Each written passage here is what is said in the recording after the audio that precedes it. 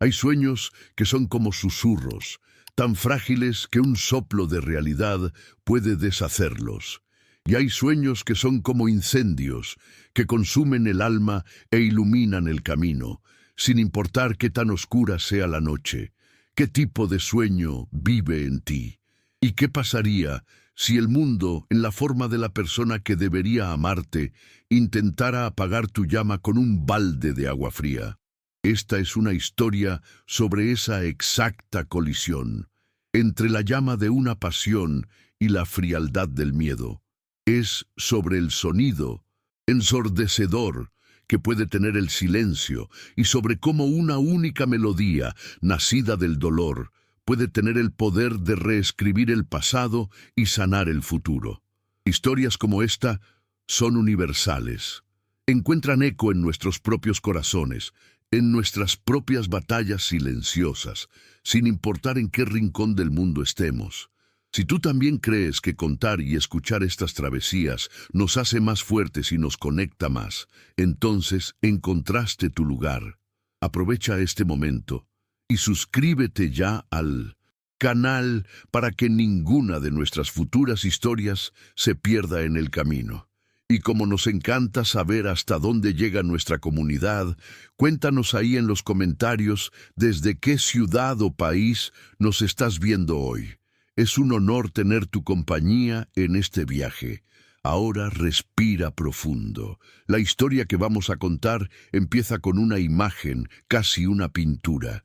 Un foco de luz revela un boleto de papel, amarillento en los bordes, frágil al tacto del tiempo.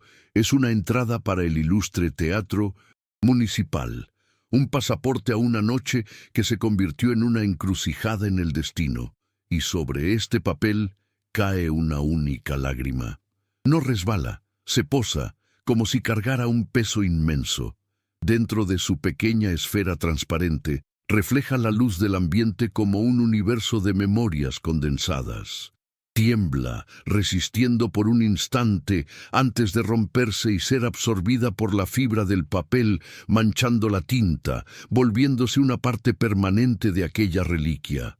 Una cicatriz líquida. Para cada alma que es silenciada, el destino, con su ironía poética, le reserva una forma de volver a cantar. Algunos llaman a esa canción venganza, otros justicia, pero a veces es algo mucho más profundo. Es la prueba de que la verdadera música no nace de lo fácil, sino de la superación. Y la canción de Lía, una sinfonía forjada en el fuego y en el silencio, apenas estaba comenzando. Nuestra historia nos lleva años atrás, a un cuarto modesto en el fondo de una casa sencilla, donde la luz del atardecer entraba en franjas doradas, iluminando el lento baile de las partículas de polvo en el aire. Este cuarto era el universo entero de Lía. Las paredes, descascaradas en algunos puntos, eran el marco de su existencia, y el techo, el cielo bajo el cual sus sueños más salvajes tomaban forma. En el centro de este universo estaba su sol, un violín. No era un instrumento de gran valor monetario, pero su valor sentimental era incalculable. Le había pertenecido a su padre, un hombre de manos rudas y corazón de poeta, que pasaba las noches tratando de extraer del instrumento las melodías que su vida de trabajo duro le negaba.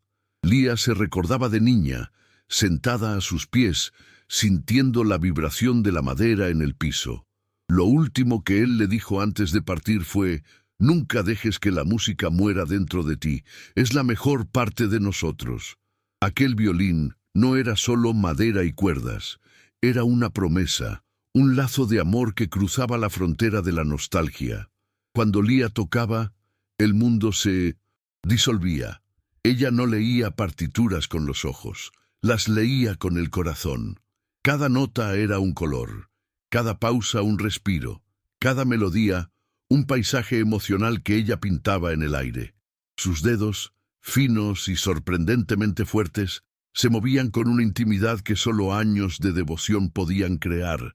El sonido que emergía era melancólico, sí, pero era la melancolía de la belleza, la tristeza que nos recuerda que estamos vivos. Era un sonido que contenía la risa de su infancia, el dolor de su pérdida y la terca esperanza de un futuro donde su música pudiera encontrar un lugar en el mundo. Y esa plegaria musical tenía un testigo, un guardián.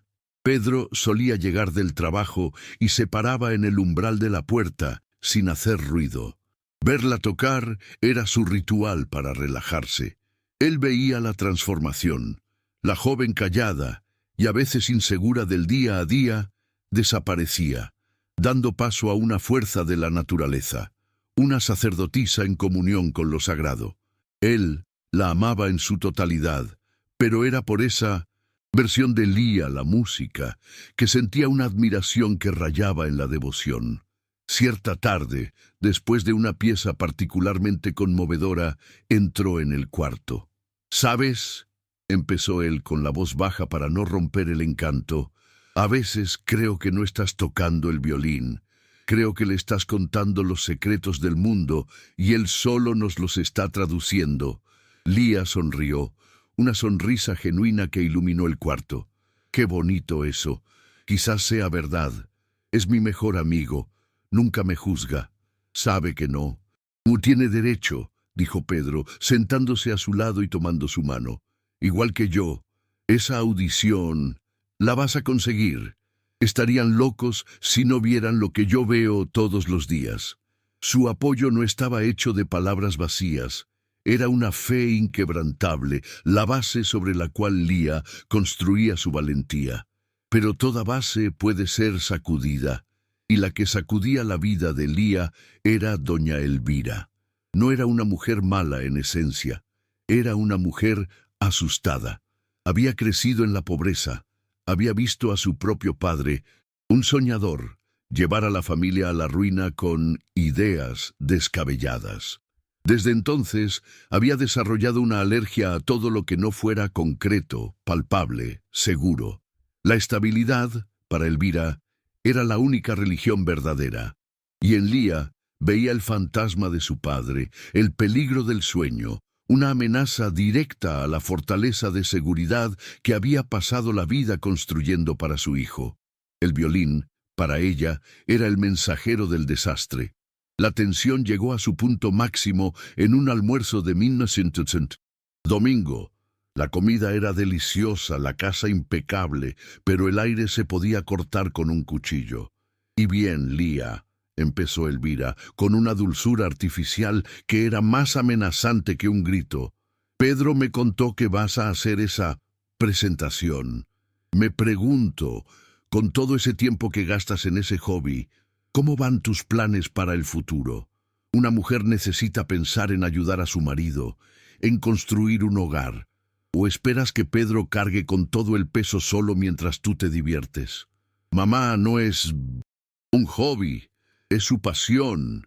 Y yo no siento que esté cargando ningún peso», intervino Pedro, ya a la defensiva. Elvira ignoró a su hijo, con los ojos fijos en Lía. «Pasión es una palabra bonita para decir terquedad.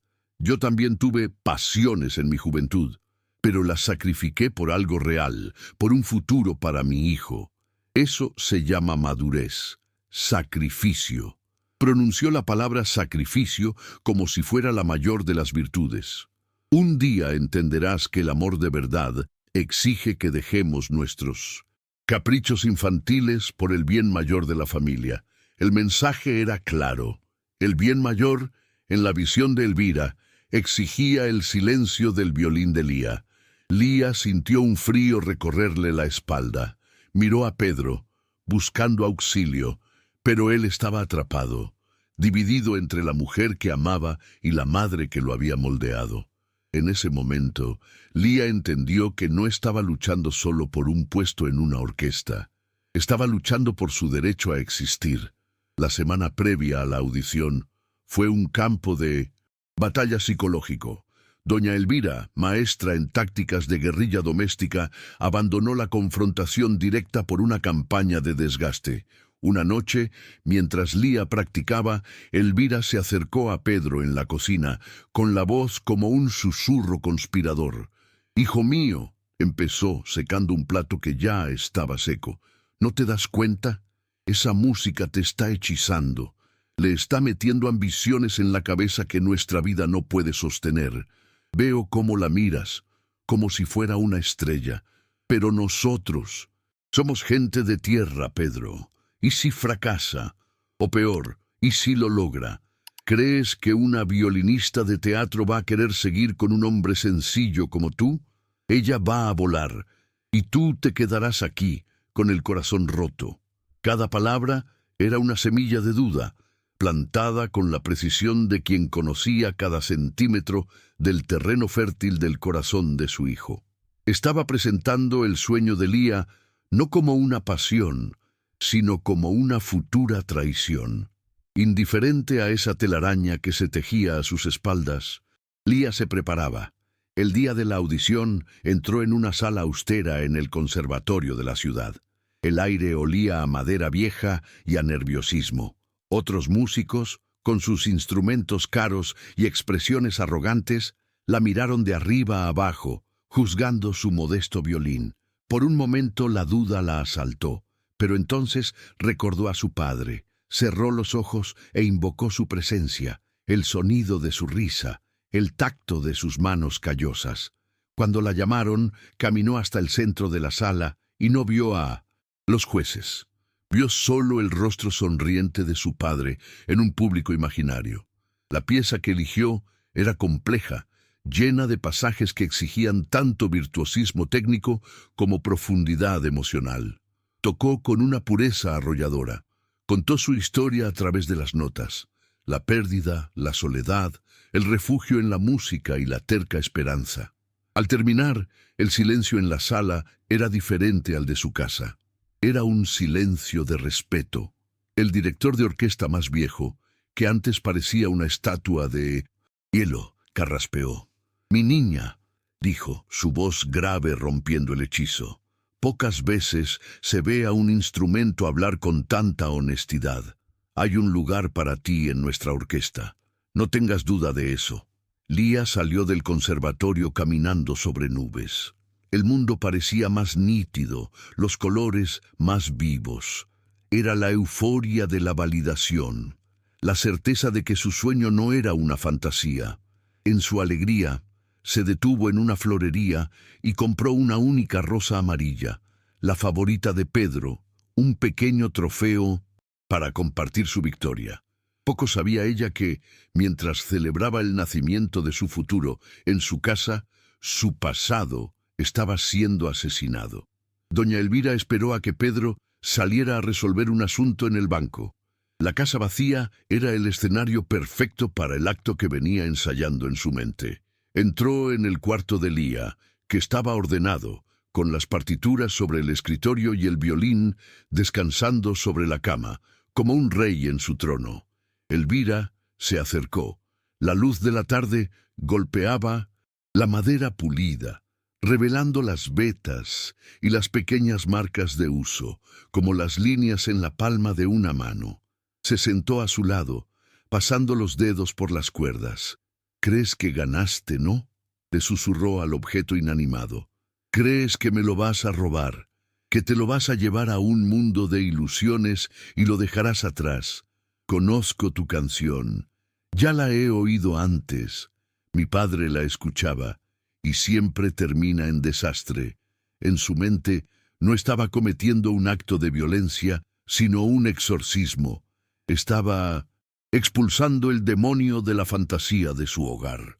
Con una resolución que la asustó y la fortaleció al mismo tiempo, se levantó. Tomó el violín por el mástil, sintiendo la tensión de la madera.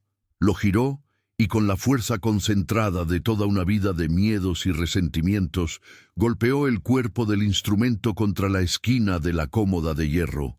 El sonido no fue un chasquido, fue una explosión. La madera se partió con un grito agonizante, las fibras rasgándose en una protesta final. Las cuerdas estallaron, chicoteando el aire. No se detuvo. Golpeó una y otra vez, en un frenesí de destrucción, hasta que lo que quedaba en sus manos era solo una maraña de escombros. Jadeando, miró lo que había hecho. Sintió una extraña paz, la calma que se siente después de una tormenta devastadora. Recogió los pedazos, uno por uno, y los metió en una bolsa de basura, limpiando la escena del crimen con una precisión quirúrgica. Cuando Lía llegó a casa, con la rosa amarilla en la mano, sintió que algo andaba mal. La casa estaba demasiado silenciosa. Llamó a Pedro, a Elvira, sin respuesta. Subió a su cuarto, el corazón empezando a acelerarse con una premonición inexplicable. Abrió la puerta y la imagen la paralizó. El cuarto estaba limpio, demasiado limpio, y el espacio sobre la cama, donde su violín debería estar, gritaba con su ausencia. «No, no, no», murmuró, la negación como su primera defensa. Sus ojos recorrieron el cuarto, desesperados, hasta posarse en el bote de basura. La bolsa estaba abultada. Con manos temblorosas se acercó, el miedo como un nudo en su garganta. Abrió la bolsa y el mundo se le vino abajo. La visión de la madera astillada, de la voluta rota, del barniz que ella pulía con tanto cariño, ahora arañado y muerto. Fue como mirar el rostro desfigurado de un ser querido. El aire se escapó de sus pulmones. Cayó de rodillas, un sollozo mudo rasgando su pecho. La rosa amarilla se deslizó de su mano y cayó sobre los destrozos. Esa fue la escena que doña Elvira encontró al aparecer en la puerta. Lía, de rodillas, en medio del funeral de su sueño. Por un brevísimo instante, el horror de lo que había hecho amenazó con romper su coraza, pero lo reprimió. La debilidad ahora sería su ruina. Necesitaba ser la roca. Lía levantó el rostro, los ojos inundados por un dolor que parecía tan antiguo como el mundo. La pregunta no necesitó ser dicha. «Hice lo que tenía que hacer», dijo Elvira, la voz firme, pero las manos escondidas en su espalda temblaban. «Por el bien de mi hijo, por tu bien». Hizo una pausa, antes de pronunciar la sentencia final que definiría el resto de sus vidas. «Ahora, por fin, puedes empezar a pensar en un futuro de verdad».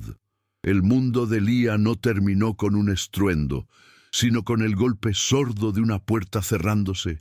Después de que doña Elvira pronunciara su sentencia y se retirara, Lía permaneció de rodillas en el suelo, en un silencio que era más profundo que la ausencia de sonido. Era un silencio de aniquilación. No lloraba. Las lágrimas parecían un lujo para un dolor menor. Lo que sentía era un estado de shock tan absoluto que su cuerpo parecía pertenecer a otra persona. Sus manos, mecánicamente, juntaron la rosa amarilla y un único fragmento puntiagudo de madera barnizada. Se sentó en la cama, la mirada perdida en el vacío, por un tiempo que pudo haber sido minutos u horas. El mundo exterior, con sus ruidos de tráfico y voces de vecinos, era una realidad lejana de la que había sido irrevocablemente exiliada. Fue en ese mausoleo de silencio que Pedro la encontró. Entró y la sonrisa por haber resuelto su asunto en el banco murió en su rostro al ver la expresión de ella. Sus ojos siguieron la mirada vacía de Lía hasta la bolsa de basura. Lo que vio lo hizo tambalearse. «No», susurró, acercándose como quien se acerca a un animal herido. «Ella no hizo esto. Mamá, ella no hizo esto». Miró a Lía, buscando una negación, una explicación, cualquier cosa, pero el rostro de ella era una máscara de devastación. La culpa y el horror lo golpearon como una fuerza física. La guerra que había intentado ignorar había llegado a su resultado más brutal, y él, con su pasividad, había sido un cómplice silencioso. Su primera reacción fue la de un hombre desesperado por arreglar lo irreparable. «Lía, mi amor, yo lo arreglo, te lo juro. Compramos otro, el mejor, el más caro que exista. Un violín de verdad, de un luthier famoso. Nadie va a recordar este. Tiramos esto a la basura y lo olvidamos». Intentó tomar los restos, pero Lía se encogió, protegiendo la bolsa como si fuera una cuna. Fue la primera vez que se movió, y entonces habló. Su voz un trozo de vidrio roto. «¿Olvidar?», repitió, y el sonido contenía una ironía tan fría que lo hizo retroceder. «¿Quieres que olvide mi historia, que olvide el regalo de mi padre? ¿Quieres que olvide que tu madre entró en mi lugar más sagrado y asesinó mi alegría?» «No quise decir eso», tartamudeó sintiéndose un idiota. «Solo no quiero verte así. Te amo. Hago la que sea». «Lo que sea», lo desafió levantándose. La apatía en sus ojos fue reemplazada por una llama de furia lúcida. «Hubieras hecho lo que sea cuando me llamaba soñadora inútil en tu cara. Hubieras hecho lo que sea cuando minimizaba cada pequeño logro mío». Te quedaste en silencio, Pedro. Pensaste que el silencio era paz, pero era un permiso. Ella rompió el violín con sus manos, pero tú dejaste que lo rompiera con tu silencio. Cada palabra era una verdad que él no podía negar. Su dinero, su solución, todo parecía un insulto ahora. «No quiero tu dinero», dijo ella, la voz ahora firme. «No quiero un violín comprado por la culpa. Si mi música vuelve a existir, no será con la ayuda de nadie de esta casa. Este es mi dolor, y va a ser mi lucha». El abismo entre ellos era ahora claro e insuperable. Él no era su enemigo, pero tampoco era su aliado. Era solo otro testigo de su dolor. En los días y semanas que siguieron, Lía vivió como una sonámbula. Iba a su trabajo en una pequeña tienda de telas, medía, cortaba, empacaba, con una sonrisa mecánica en el rostro para los clientes. Sus colegas comentaban en susurros cómo se veía apagada, cómo la luz en sus ojos se había extinguido. La música, que antes era su refugio, se convirtió en su tortura. Una canción en la radio del autobús, un músico callejero en la plaza, la melodía de una cajita de música en una tienda. Cada nota era un fantasma que la atormentaba, un recordatorio de lo que le habían robado. Tocó fondo una tarde, lluviosa, sentada en su cuarto, el silencio tan pesado que podía sentirlo presionando sus tímpanos. Por primera vez, creyó que Elvira había ganado. La música había muerto dentro de ella. La resurrección, sin embargo, vino de donde menos esperaba. En una de sus caminatas sin rumbo, pasó por un centro comunitario de un barrio pobre. Por la ventana, vio a un grupo de niños en una clase de música. Los instrumentos eran viejos, algunos remendados con cinta adhesiva. Una niña, de no más de 7 años, intentaba tocar Estrellita, ¿dónde estás?, en un violín demasiado pequeño para ella, produciendo un sonido rasposo, desafinado, pero con una sonrisa de pura y absoluta felicidad en su rostro. Y ese sonido, tan imperfecto, atravesó la apatía de Lía como un rayo. La niña no tocaba por aprobación, ni por un futuro. Tocaba por la simple y pura alegría de crear un sonido. Y Lía recordó esa sensación. Entendió en ese momento que el silencio de Elvira no era una sentencia, a menos que ella misma lo aceptara como tal. La alegría de esa niña fue su acto de rebelión. A partir de ese día, la mujer fantasma dio paso a un soldado. Mantuvo la fachada en casa, pero por dentro un plan se formaba. Con la excusa de que necesitaba horas extras, consiguió un segundo trabajo, limpiando las oficinas de un rascacielos en el centro financiero. De las 10 de la noche a las 2 de la mañana, era una figura solitaria en pisos vastos y silenciosos. Allí conoció a Sofía, una señora inmigrante que limpiaba el piso de arriba. Rara vez hablaban, pero compartían el silencio de la madrugada, un gesto con la cabeza, una taza de café caliente de un termo. En Sofía, Lía veía la misma resiliencia silenciosa, la misma dignidad en el trabajo invisible. No estaba sola en su lucha, solo en su causa.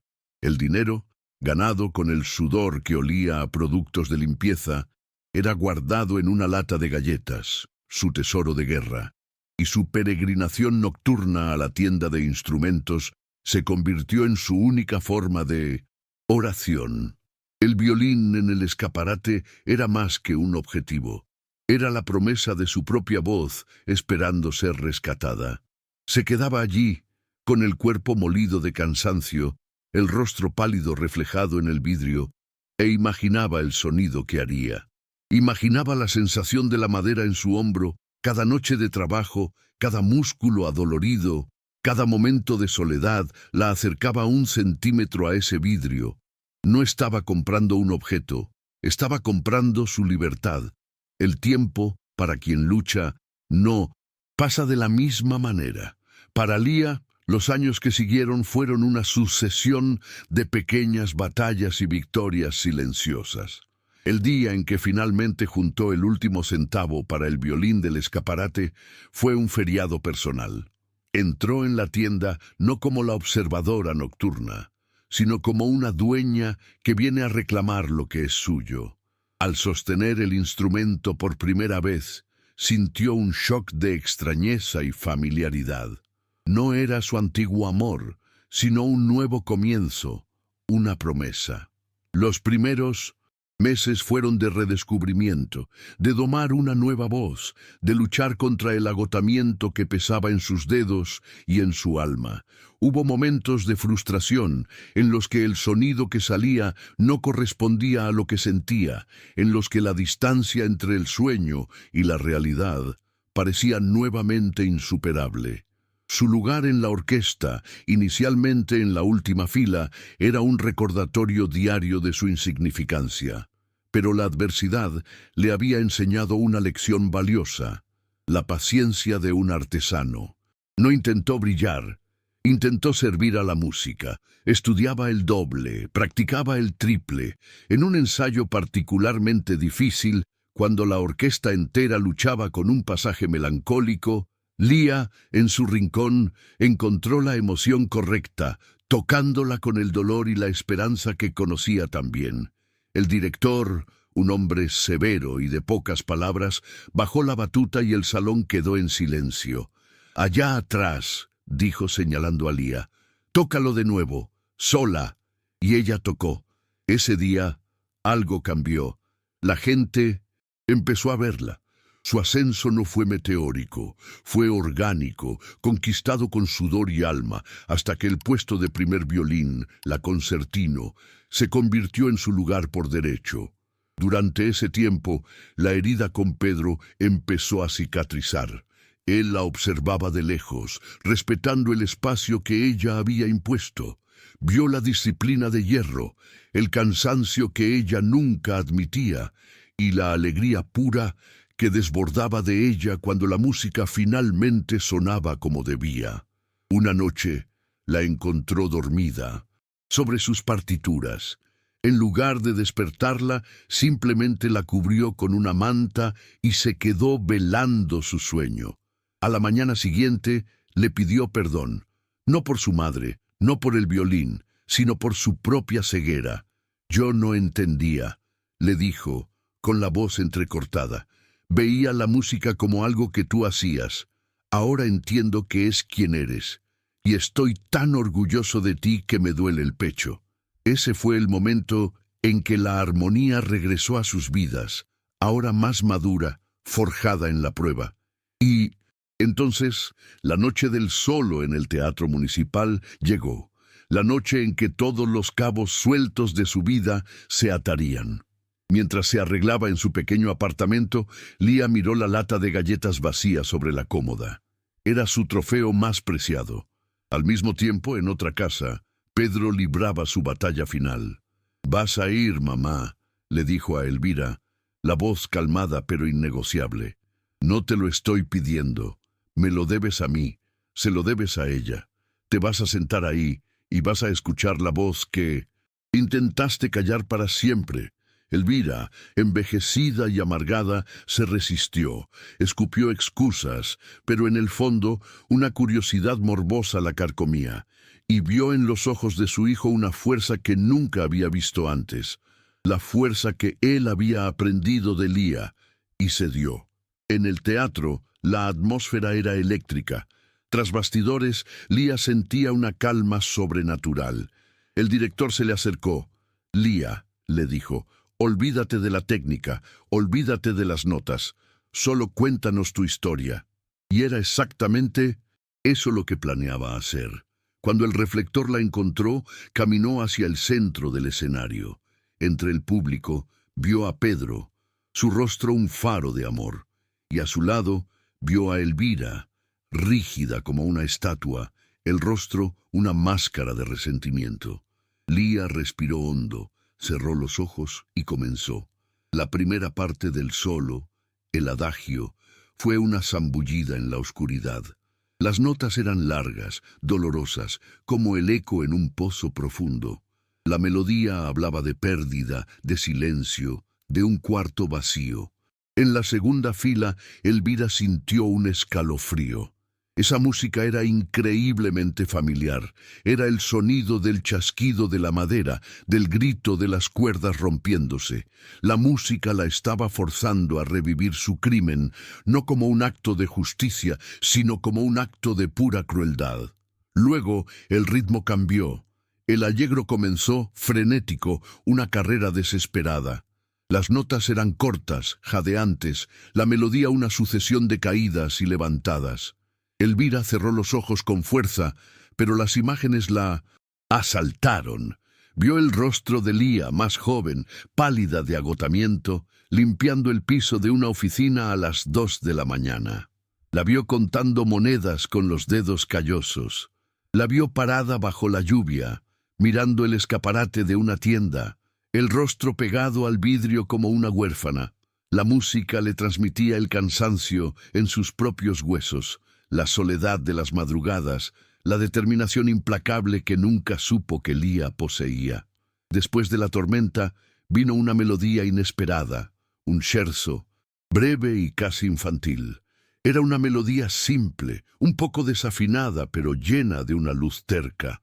Era la música de la niña del parque, de la alegría pura e inquebrantable del descubrimiento. Era la chispa, el momento en que Lía decidió que no sería una víctima. Elvira sintió un nudo en la garganta. Era la chispa que ella misma había apagado en su propia vida, décadas atrás. Y entonces llegó el finale. La música explotó. Ya no se trataba de dolor o lucha, se trataba de volar. Las notas subían en una espiral de poder y belleza, una catarsis sonora que llenó cada centímetro del teatro. No era una melodía de venganza que decía «mira en lo que me convertí a pesar de ti». Era una melodía de trascendencia que decía «gracias, gracias por el dolor, que me dio profundidad, gracias por la lucha, que me dio fuerza, gracias por el silencio, que me hizo valorar mi propia voz». Era una declaración de poder absoluto, no sobre los demás, sino sobre sí misma. Fue en ese momento que la represa dentro de doña Elvira se rompió. La mujer que había pasado la vida construyendo muros para protegerse de la emoción fue inundada. Todo lo que había reprimido, su propio dolor, sus propios sueños perdidos, el horror de su crueldad, salió a la superficie en un maremoto. La armadura de certeza se disolvió, y lo que quedó fue solo un corazón viejo y arrepentido. La ovación que siguió fue un trueno, pero el único sonido que Elvira oía era el de su propio sollozo, el sonido de toda una vida de engaños, derrumbándose de una sola vez. La ovación era un océano de sonido, una fuerza de la naturaleza que se levantaba del público y bañaba el escenario. Lía, parada en el centro del haz de luz, sentía las olas de aplausos no en sus oídos, sino en su piel, en sus huesos. Era el sonido de la aceptación, de la comunión, la respuesta del mundo a la historia que acababa de contar sin palabras. Hizo una reverencia, profunda y larga, al público, a la orquesta, al director que la miraba con una rara y conmovida sonrisa de orgullo. Pero su verdadero agradecimiento era silencioso, dirigido al fantasma de su padre y a la niña terca que había sido, aquella que se negó a desaparecer en el silencio. Sus ojos recorrieron al público y encontraron a Pedro. Él no aplaudía. Tenía las manos en la cara, los hombros temblando en un llanto de alivio y orgullo catártico. Y a su lado, la figura de doña Elvira, inmóvil, un monumento al dolor y al arrepentimiento, el rostro aún bañado por lágrimas que parecían no tener fin. Ese llanto era la verdadera ovación, la única que realmente importaba. Al salir del escenario, el mundo real la asaltó. El sonido ensordecedor dio paso a un caos de felicitaciones y abrazos apurados de sus colegas. Fue mágico, Lía. Nunca oí nada igual. Ella agradecía con una sonrisa suave, pero su mente estaba en otra parte. Se movía por ese ambiente festivo como una peregrina acercándose a su destino final. En su camerino, un espacio pequeño y simple, finalmente se quedó sola. El silencio que se instaló no era opresivo como el de años atrás. Era un silencio pacífico, el silencio del deber cumplido. Se sentó frente al espejo, pero no vio a una estrella. Se vio solo a sí misma, la mujer que había cruzado el fuego y sobrevivido. El golpe en la puerta fue suave. Era Pedro. Sus ojos todavía estaban rojos, pero su sonrisa era la más brillante que ella había visto jamás. No dijo nada, solo la abrazó. Un abrazo que contenía años de amor, de fallas y de redención.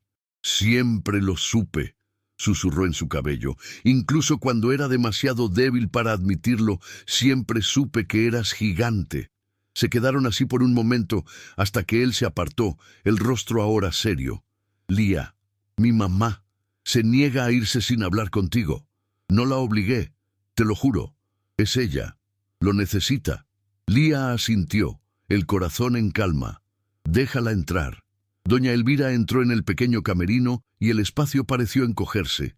Ella, que siempre había parecido tan grande e imponente en su propia casa, ahora se veía pequeña y frágil, fuera de lugar entre la ropa de concierto y las flores que empezaban a llegar. Se detuvo en medio de la habitación, las manos retorciendo un pañuelo arrugado, incapaz de dar un paso más o de levantar la mirada. La armadura de orgullo y certeza se había desintegrado, dejando atrás solo a una mujer mayor, atormentada y profundamente avergonzada. «Yo», comenzó, la voz un susurro ronco y quebrado, «yo siempre tuve tanto miedo, miedo a la pobreza, miedo a lo que los demás pensarían. Vi a mi padre perderlo todo por un sueño y juré que protegería a mi hijo de eso». Las palabras salían en un flujo desordenado, una confesión caótica de toda una vida de engaños. «Creí que te estaba salvando, salvando a mi hijo, pero ¿qué fue lo que hice?».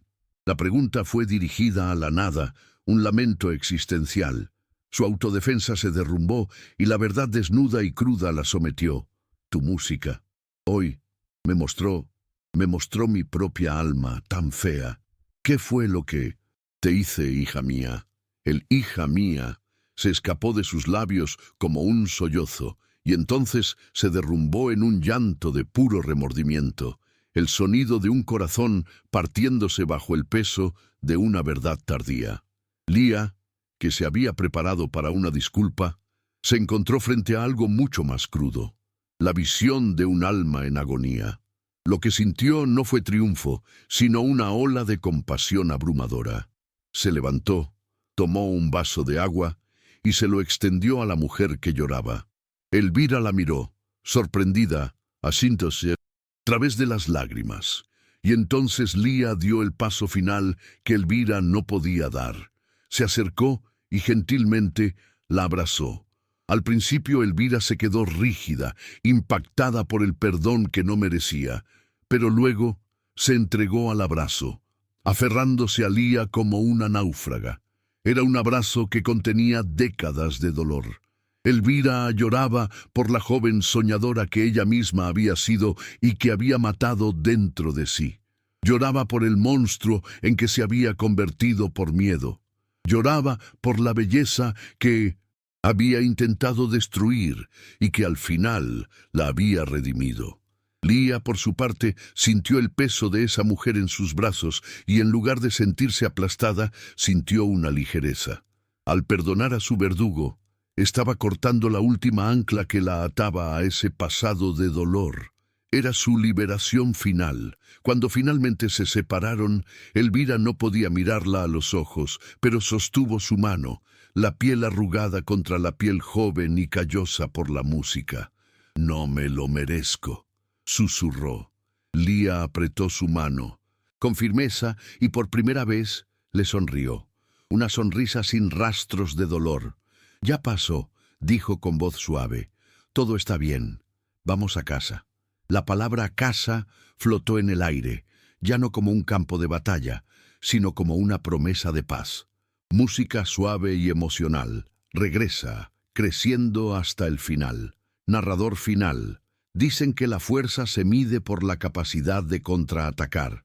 Pero la historia de Lía nos enseña que la verdadera fuerza, la más rara y poderosa de todas, se mide por la capacidad de reconstruir, de sanar y finalmente de perdonar. Existe la fuerza que rompe, ruidosa y brutal, y existe la fuerza que junta los pedazos, silenciosa, paciente e infinitamente más poderosa. Esa noche, la música no solo contó una historia, obró un milagro. Probó que el arte, en su forma más pura, es una fuerza redentora capaz de llegar a los rincones más oscuros del alma humana y encender una luz. Lía nos enseñó que nuestras cicatrices no son nuestra vergüenza, sino el mapa de nuestro viaje, la prueba de que sobrevivimos a batallas que el mundo jamás vio, y que el perdón no es un acto de olvido, sino un acto de valentía. La valentía de decidir que el pasado ya no tendrá el poder de dictar la melodía de nuestro futuro. El viaje de Lía termina aquí, pero la reflexión que nos deja es eterna. ¿Cuál es la música que solo tú puedes tocar?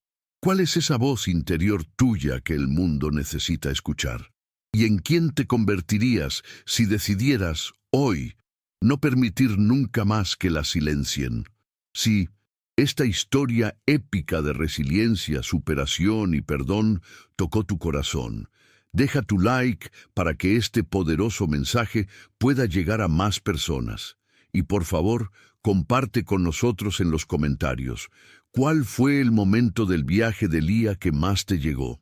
Tu participación engrandece a nuestra comunidad. No te olvides de suscribirte al canal y activar las notificaciones, porque hay muchas otras travesías como esta esperando ser contadas. Gracias por tu compañía y hasta la próxima.